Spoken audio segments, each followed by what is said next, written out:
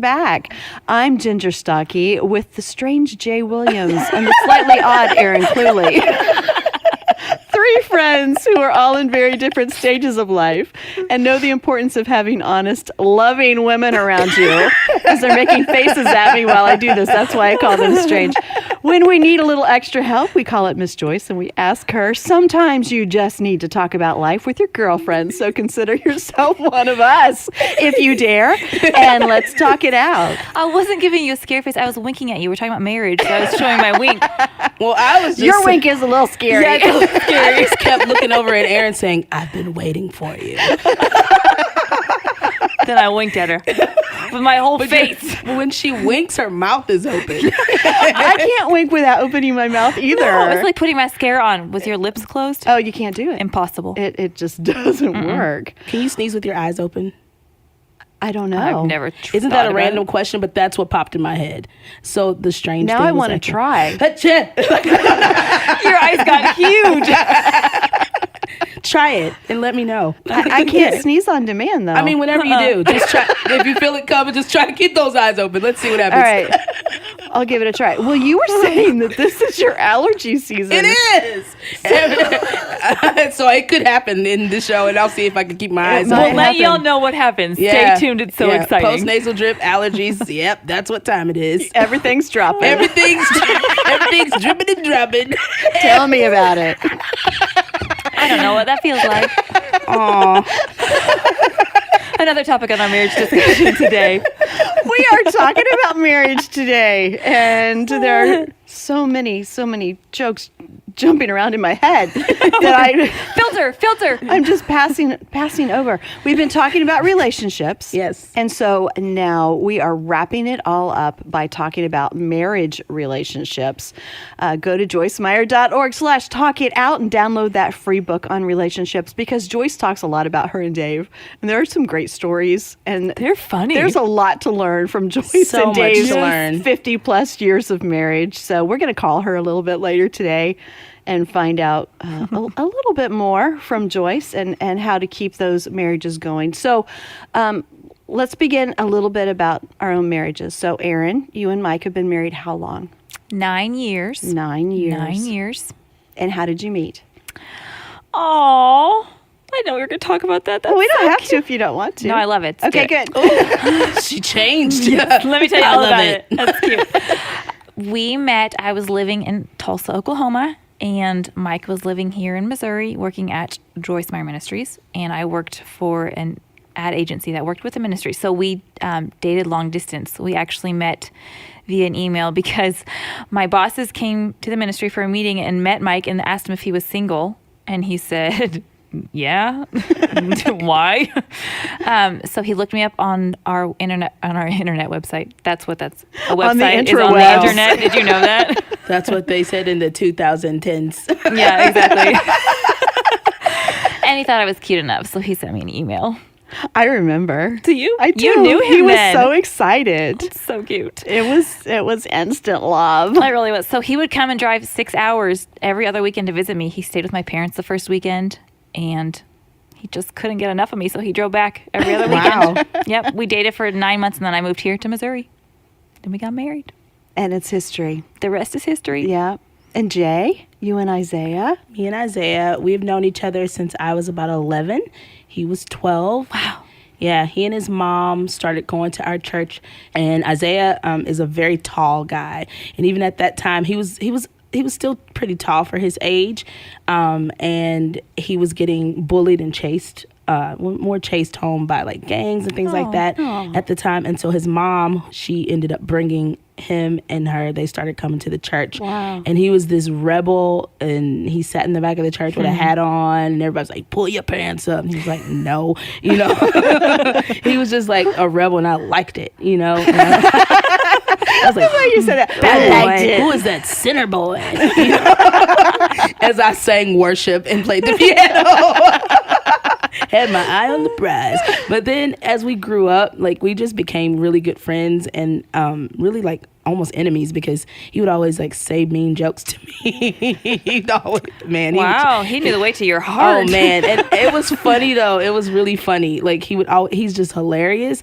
But then I remember one time he would straight the church and left for a little bit, and then came back and I was leading worship again, and he came up to the keyboard and was like, "We're gonna get married. I'm gonna get my life together. We're gonna get married." And I was like, "Get out of here! I ain't thinking about you." And I was in college at the time. But then a few years later, I mean, there's a whole story to tell about that because he's straight. He was not. So I still got some forgiveness with that one because the process between him telling me he was gonna marry me and us actually getting married, he was not very good. He got on my nerves a little bit, and we could talk about that. But now we've been married. We got married when I was 20. And so we've been married 17, almost 18 years now. Yeah. That's amazing. Yep. Ginger? Well, my husband, Tim, and I have been, oh my goodness, he is the one that is much more. I love this about you. He knows everything. He knows how long we've been married. He knows when our first date was. He sends me flowers, the anniversary of our first date, and Still so sweet. And I'm here thinking, how long have we been married? Oh my goodness. So I want to say 33 or 34 years. Oh my gosh. Anyway, so we met on a blind date in college, and it was one of those things where, I was like, oh, he's nice, but I wasn't sold. Mm-hmm. You I mean, I can Like, I I could do better. I'm going to play this thing out and see how it goes. You're a hot commodity. But he wore me down. I mean, Aw. he was so persistent, and he was there. And that man, he just loved me through everything. He would pick me up from other dates. Did he really? He did. Like, I called him one time from a bad date, and he's like, I'm on my way. And Wow. Aw. And he would say, I love you, and I would say thank you. And I did that too.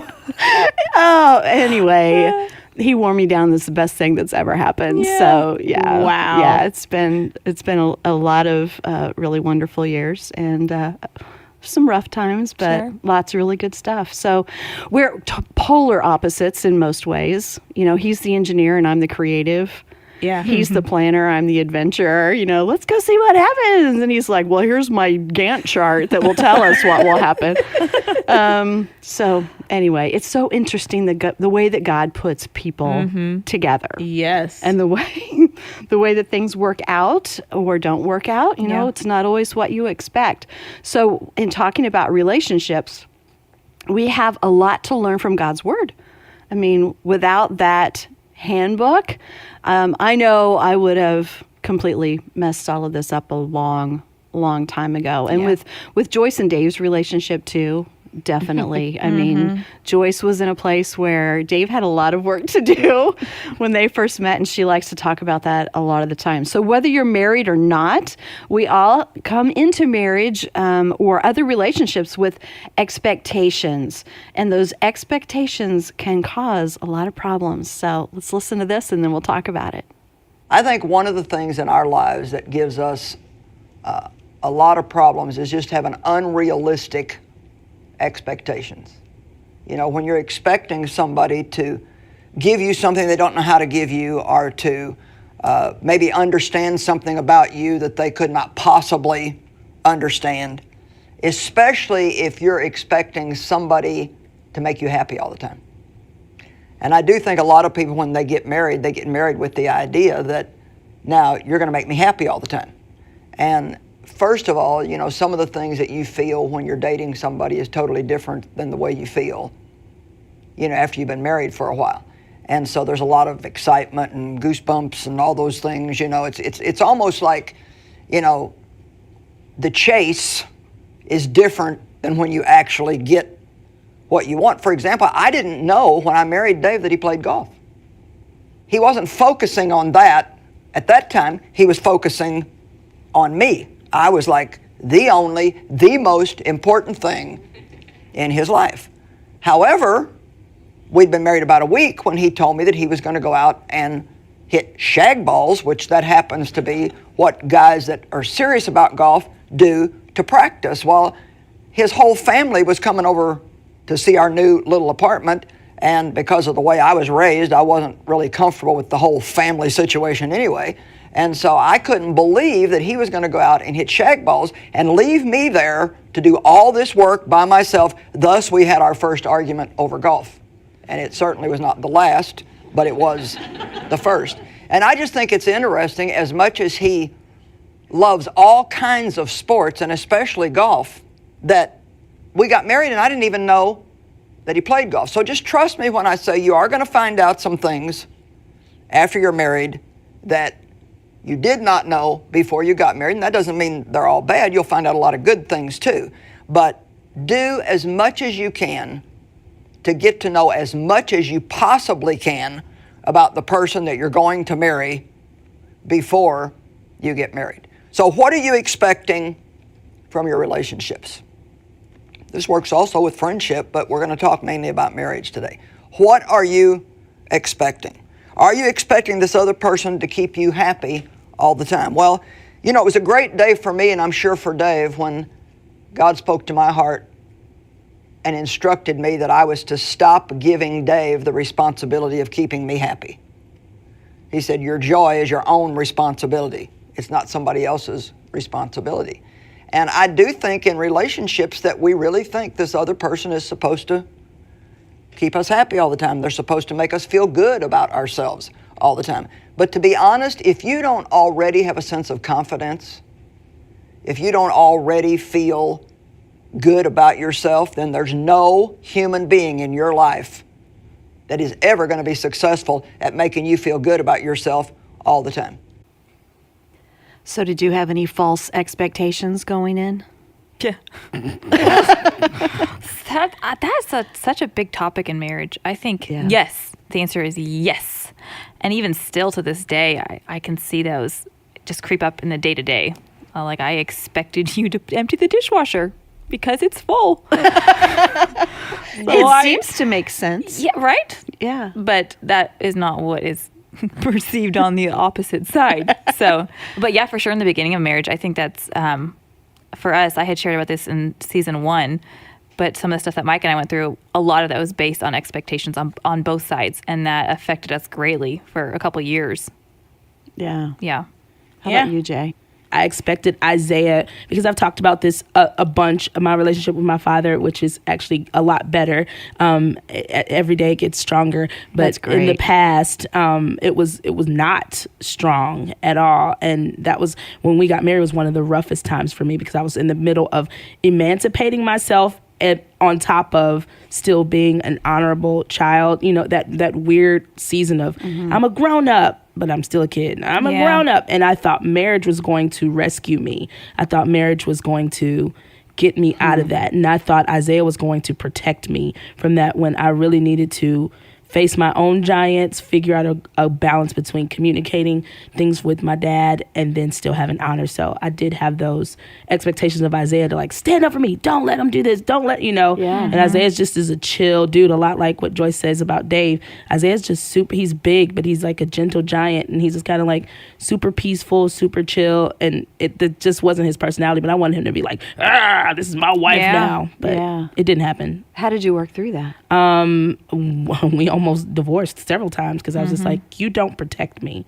I was just like, you're not a protector. And it made our relationship, especially at the beginning, it just strained it so much, because I was just like, you're letting this still happen to me. You're letting different people do things to me. And I was looking for a protector. And in a sense, he is supposed to protect. Like, that is the, one of the roles of a husband, but not in the sense that I wanted. I wanted a Superman, and I wanted him to do my work, but thankfully because he's so much different than me, it was like that yin yang, like he was the perfect fit, that he was just patient with me and was like, no, I'm not going anywhere. And you need to face your own stuff. And I can help you through it, but I can't speak up for you. So what about you guys? We were kind of the opposite. Tim and I, in many ways, fit opposite roles sometimes, because I was just fiercely independent. Still am. So I had to learn. I had this expectation that I could go into marriage and still be that fiercely independent person. Yeah. And marriage is all about becoming one flesh. You Yeah. know, it's all about compromise. And that took us both a while because I felt like he wasn't letting me be me in Yeah, some ways. sure. And he felt I wasn't letting him come in and be a part of this relationship and protect and those things that you're talking about. And so that was a real struggle for us Sure. for quite a while. And talk about that word submit. Oh my goodness. Ooh. I wrote that one down to ask you about if it got easier. Don't ask me, ask somebody else. Ginger doesn't know. No, you know what it does? It doesn't get easier. I don't think easier is the word, but I think the Holy Spirit allows it to become more natural. It becomes part of our life, Yeah.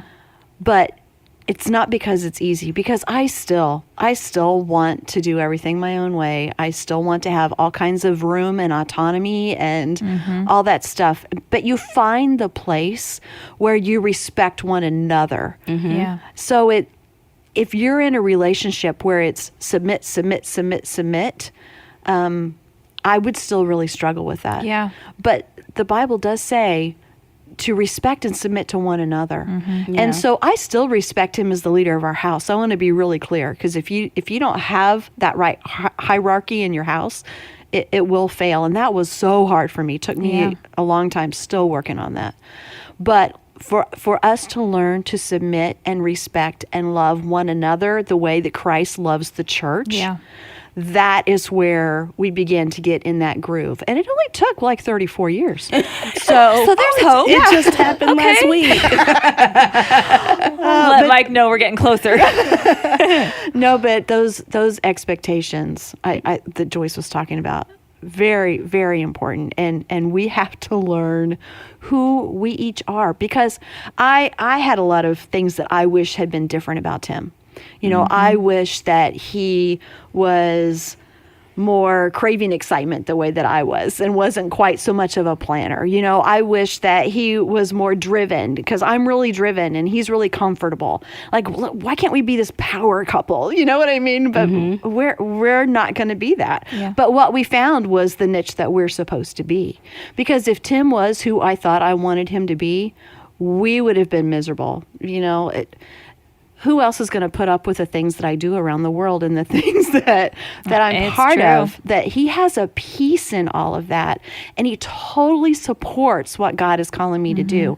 If we both were driven in different ways, that would have been completely different. So sometimes you might get what you ask for and it's the wrong thing. So I am so grateful that God knows what it is more than we do what we need. Yeah, because I know, like, I've shared it with you guys, like, with Isaiah.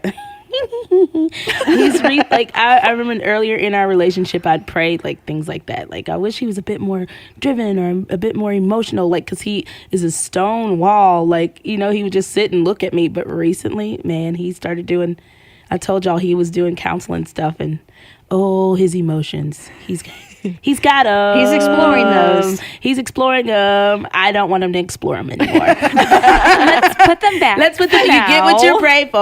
Back in the box. It's been a fun journey, but it's like, you ladies, really be careful what you pray for, because when it comes, Definitely. you're like, oh, okay, Yeah. enough of that. Yeah. Well, these mistakes that we all make in our relationships and in our marriages, there are just so many things to learn. So Joyce has another great mistake to share that we often make going into marriage. So let's see what she has to say. Next big mistake you can make is planning to try to change the person. Especially like if you notice some things before you get married and you're thinking, I can change that. I'll work on that. Well, let me tell you something. I tried every way that I could try to get Dave not to like sports. No reason other than selfishness. I didn't care about him. I didn't grow up getting to do any of that. My father never liked any kind of sports. We didn't have them on television. We didn't none of that was part of our life. And so it's just not anything that I really am going to put my time into. So I didn't want him to like it. But I can tell you the truth, the more you try to get somebody not to do something, the more they're going to want to do it. I mean, that whole principle is found in the Bible about the law. That's why the law caused people to sin more, not less. And God did that on purpose to show people that they needed a Savior. So the more you try to make somebody not do something, the more they're probably going to want to do it. And actually today, Dave loves all kinds of sports that he didn't even like when we got married. I mean, he's added things that he doesn't even play. Like now he watches tennis all the time. He doesn't play tennis. You know, he'll watch a bowling tournament on TV, and that, you know, that has nothing to do with anything. But you know what? Now I'm just has nothing to do with anyway what I'd like him to be interested in. But you know, Dave is not. He's not a real aggressive man. His personality is not real aggressive. He always said, "You're always ahead of God," and I said, "Yeah, and you're 10 miles behind him." And so here we have these two people that are married, and I'm just real aggressive, and he's not as aggressive. And so I tried to get him to be more aggressive, and I would say to him, you know, you need to be more of this, and you need to be more of that. And you know how awful it is, how it makes a person feel if you're constantly giving them messages that they're less than what you want them to be. You need to be this, you need to do that, especially if it's not something they even know how to do. And I'll never forget the day he said to me, he said, "You better thank God that I am the way I am, because if I wasn't, you sure wouldn't be doing what you're doing." And so I just want to remind you today that there's a really good possibility, no matter what you think, that the person that you married is really perfect for you. I didn't expect anybody to clap, but that's all right. You can't pressure somebody to be something that they're not. Now, you know, what we focus on is what develops more and more in our life. So if I focus on what I don't like about somebody, then pretty soon that's all I see. But if I focus on what I do like, most of the time you'll find out, no matter how bad you think your relation is, most of the time you will find out if you focus on what you do like, there's probably a lot more that you like than what you don't like. That's true. I love the fact that Dave is peaceful. I love the fact that he's easy to get along with. I love the fact that he just lets me be me. If I went to Dave and said, "What would you like to change about me? You know, if I could change something, what would you like me to change so you could be happier?" He said, "Nothing. I like you just the way you are." And so if you had asked me that question 30 years ago, I probably had a written list already. I mean, because I actually remember times when I sat down and made a list of everything that I thought Dave needed to change for me to be happy. Well, I know that there are things. I mean, Dave couldn't possibly like everything about me. I know that because I already know what my weaknesses are and some of the things that nobody would want to put up with if that was all they focused on. And I know that there are things about Dave that I probably don't care for, but to be honest, if you ask me that now, I would have to think a really long time to come up with it. You know why? Not because it's not there, but I don't focus on it. So focusing on those things that we really appreciate rather than the things we want to change. Yeah. Yeah. Yeah. That's so true, though. Should we just call Joyce now? Yeah. I think we should. It's better that we do that. Let's just get right to it. Let's give her a call.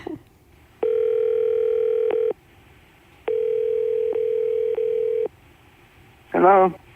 Hi, Joyce. We were just listening to you talk about the list of things about Dave that you love and the list you used to have about things that you would have changed. Yeah, right.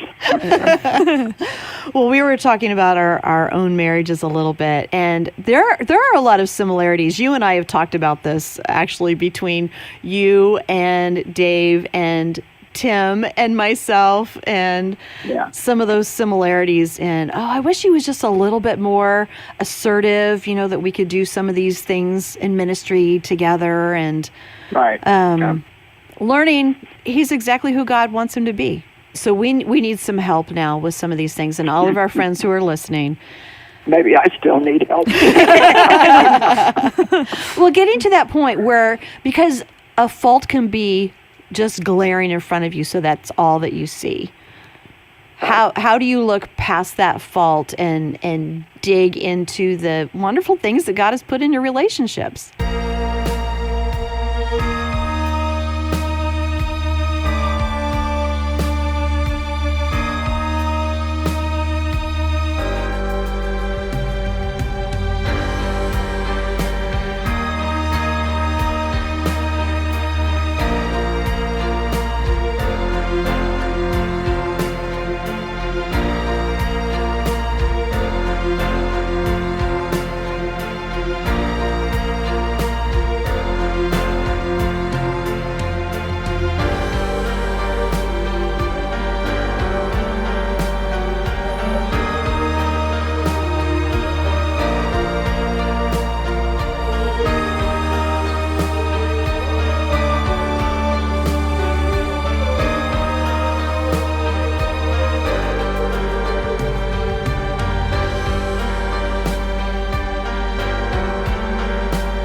I think you need to pick your battles.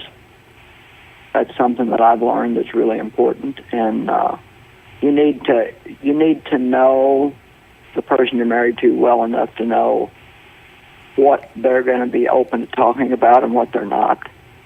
You know, most of us have a few areas that we protect a little bit more, and you know, like I know how much Dave loves his golf, and you know, it would be pointless for me to talk to him about quitting playing golf. You know, Pick your battles. That would be like a nonsense conversation. And I'm giving an extreme exaggeration, but I used to try to get him not to play golf years and years and years ago because I didn't want him to. I didn't grow up liking sports, and I didn't want him to like them. And of course, that was all very selfish. But I do think pick your battles is very wise because there's only so many things that you can say to anybody without them starting to feel like you're just nagging them all the time. And as soon as that happens, they're going to resent you. Mm-hmm. And so that helps me if I pick my battles. A lot of times I've really learned to pray about something before I say something. And I wish I was a little more perfect at it than I am. But even when I do need to talk to Dave about something, I don't just go do it whenever I feel like it anymore. I pray about it and really kind of wait for God to show me the right time. Yeah. Well, there are definitely different stages, I think you could say, in a marriage. I mean, Tim and I at this point are you know, we love to be together. We laugh. We have a great time. We have very few big disagreements anymore. I mean, they still happen, but we've worked through a lot. So Aaron and Mike are at a stage where they have two little ones, and life is going at a roaring pace. And so, Aaron, what are some of those things that you and Mike are dealing with? It's hard. We were actually just talking about this, that we've always communicated really well, so whenever we've had a disagreement, we could just talk through it then. Well, now we have these two small children, and if they see Mike and I talking, well, they want to come talk to us too because the world revolves around them. So it's hard for us to communicate in the moment. But then I am not good at keeping in things till bedtime. So I tend to lose it. But yeah, it's hard. It's hard to be able to communicate like that with these small children. And there's an added tension. You may have to pray for God to help you adjust your impatience a little bit because I do know one couple that they have a certain time every week. Yeah. They sit down and meet together about whatever they want to talk about. Sure. Or they do it a week at a time. But so during the week, you're not allowed to tell somebody what you don't like about them or what made you unhappy. And it's amazing how many things by the time the actual time comes to talk about it doesn't matter to you anymore. That's so organized. So how do you do that? Because just practically speaking, that's going to mess with my pride a little bit. Because if something comes up, and I just like to talk about it when it happens. So how do you do that? Do you write it down until it's time to meet, or what does that practically look like? Yeah, they write things down. Okay.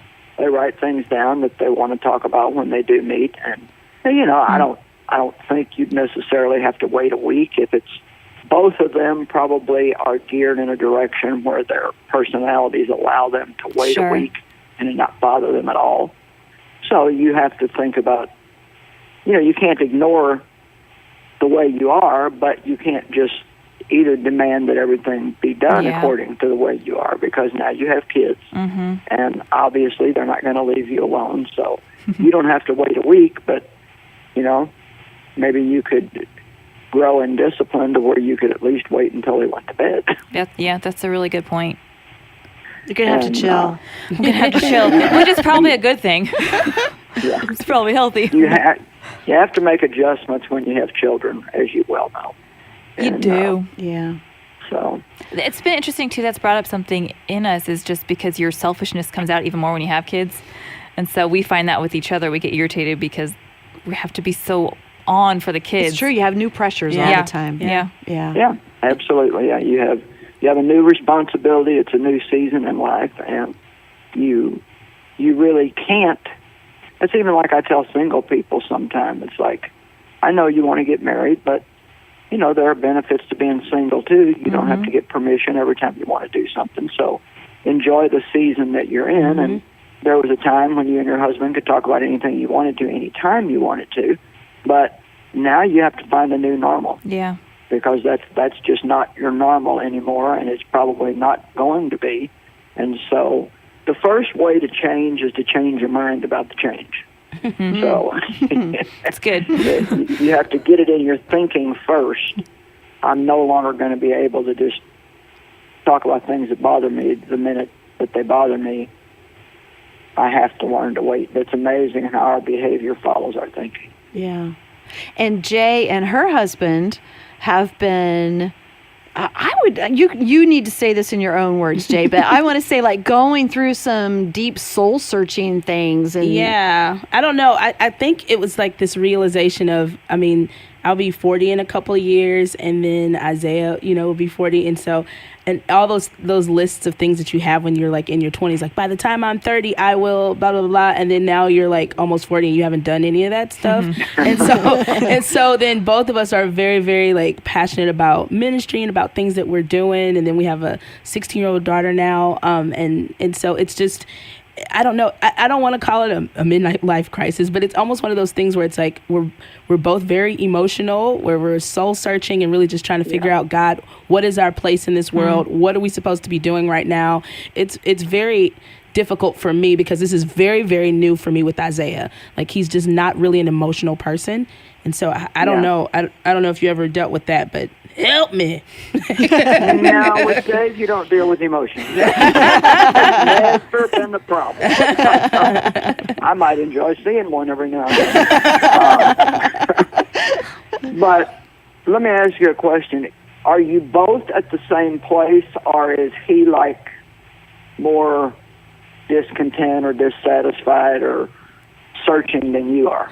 I think I might be like a couple steps ahead of him when I know kind of a little bit more of what I'm supposed to be doing, and I'm in it, and he's in it, but not in the way that he would like to be, and he's exploring more, and it's just an unsure season for him, and he's just really like, so it's similar. We're in similar paths, but I don't know. It's hitting him, and he's actually open to like. I've shared with the ladies that he's going to counseling and stuff now too. So he's just like, whoa, I'm not used to all of this, Well, a lot of times you can't. My goodness, I had big things in my heart a long time before I had the big things, and I let them frustrate me. And you live life forward, but you understand it backwards. And I can look back now, and I really wish that I would have enjoyed where I was at more. On the way to where I was going. Nobody really understands God's timing.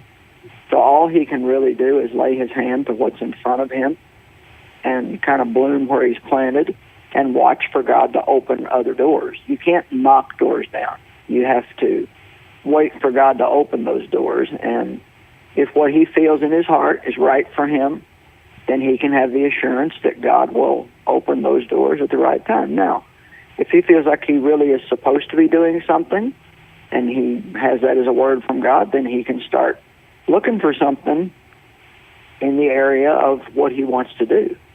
But those are about your only choices. You either wait on God, or if you really feel released, and it's not just works of the flesh, then you can step out and push on the door, I guess, and see if it opens. You still can't bang it down. How long has it been going through this? This has really been the past couple years now. Like when things really, it started for me emotionally after I had to have a hysterectomy. Like I had, and so emotionally, my well, that's just hormones, Jay. I know. I was just like, but then I guess then he went through it too. Not the hysterectomy. I swear men go through a change of life. They'll never admit it, but they do. I know. Maybe you should be glad he's just getting counseling. My husband went out and bought a sports car. Okay, I'll take counseling. Well, it does all come down to what you were saying about not trying to change them and dealing with ourselves, and that whole piece of who we are in Christ and our relationship with God, and Right. then seeing the good in each other instead of all those things that are on the surface that we want to focus on instead. Thank you. There are things you need to deal with, but like I said, you got to pick your battles and pick your timing. Yeah, that's really Yeah, good. that's good. Okay, have a good day, ladies. All right, Joy. bye. So in this little booklet that we've been talking about, I mean, the quintessential guide, of course, to relationships is in the Bible. It's 1 Corinthians 13. It tells us what love is all about. Joyce calls it the main ingredient. It's what makes it work. And it's so hard because it says love is patient and kind. It's not rude. It does not insist on its own way. You lost me there. It's not touchy or resentful. It keeps no accounts of wrongs. It's always ready to believe the best. All those things. It's such a great verse to read at your wedding, and it sounds so wonderful. And then you get into your marriage, and it's harder to apply that. And you just want to sing, "What is love? Baby, don't hurt me. Don't hurt me." Love stinks. No, but God gave us these things because He can help us walk For sure. in Yeah. this way. And no one can always be patient and always be kind and never rude. But with the Holy Spirit working in us, this is our goal. And He doesn't say, "I'm going to leave you and expect you to do this on your own. I'm going to help you do this." Yeah. And when you do, when you check your heart, it will change your relationships. It will. That verse is special to me because when Mike and I first got married, we were going through those few years of just really hard times, and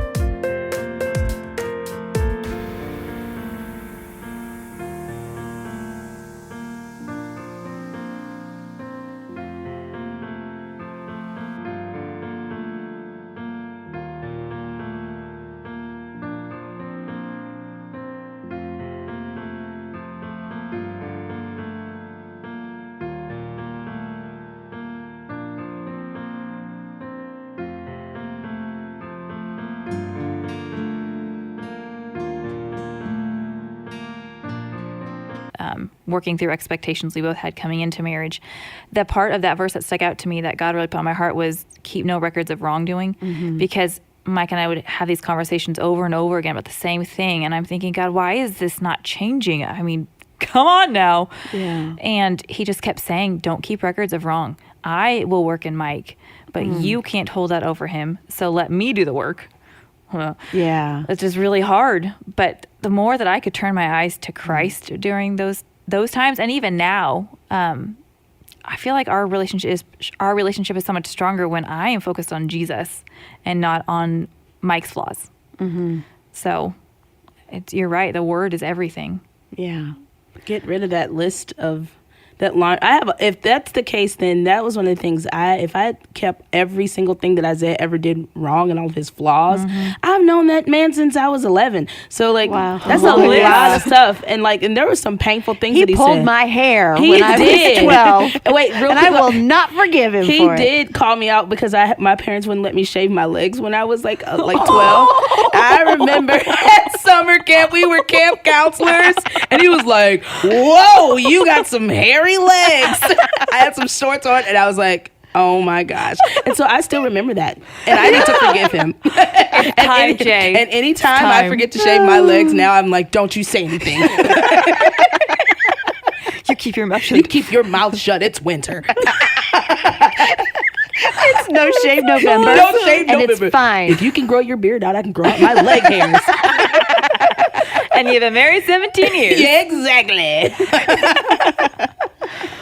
Well, we have had such fun with everyone just talking about this, and we hope that there's been something that we've all shared together that will spark a little bit of hope in your relationship, because that's the other thing that 1 Corinthians says, that love keeps hope alive. Yeah. So keep hope alive in your marriage, keep hope alive in your relationships. Take a step back, look at your marriage. Where can you lighten up a little bit? Take some of the pressure off of your husband to be something that he isn't, and celebrate him for what he is. Focus on what you do like about him and tell us what those things are. So get on social media, use hashtag Talk It Out Girls.